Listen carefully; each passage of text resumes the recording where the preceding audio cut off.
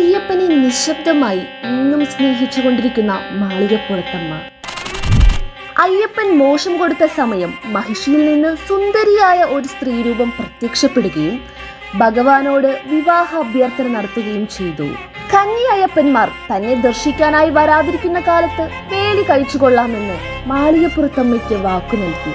നിത്യ ബ്രഹ്മചാരിയായ അയ്യപ്പൻ ഒരു നാൾ ബ്രഹ്മചര്യം വെടിഞ്ഞു വരുന്നതും കാത്തിരിക്കുകയാണ് മാളികപ്പുറത്തമ്മ. സന്നിധാനത്തിൽ തനിക്ക് തൊട്ടുതന്നെ മാളികപ്പുറത്തമ്മയ്ക്കും അയ്യപ്പൻ സ്ഥാനം നൽകി. മകരസംക്രമനാൾ രാത്രിയിൽ മാളികപ്പുറത്തമ്മയെ 18-ാം പടിയിലേക്ക്, അവിടെ നിന്ന് ശരംകുത്തിയിലേക്കും എഴുന്നള്ളിക്കും. കന്നി അയ്യപ്പന്മാർ എത്തിയിട്ടുണ്ടോ എന്ന് ആകാംക്ഷയോടെ മാളികപ്പുറത്തമ്മ അന്വേഷിക്കും.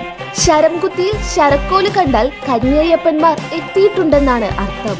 വളരെ സന്തോഷത്തോടെ ആടിയുല്ലസിച്ചെത്തുന്ന മാളികപ്പുറത്തമ്മ കന്നി അയ്യപ്പന്മാരെത്തിയിട്ടുണ്ടെന്ന തെളിവ് കണ്ട വേദനയോടെയാണ് തിരിച്ചെഴുന്നള്ളുന്നത്. കാത്തിരിപ്പ് വീണ്ടും നീളുന്നു. ശബരിമലയിൽ അയ്യപ്പസ്വാമിയെ പോലെ പ്രാധാന്യമുണ്ട് മാളികപ്പുറത്തമ്മയ്ക്കും.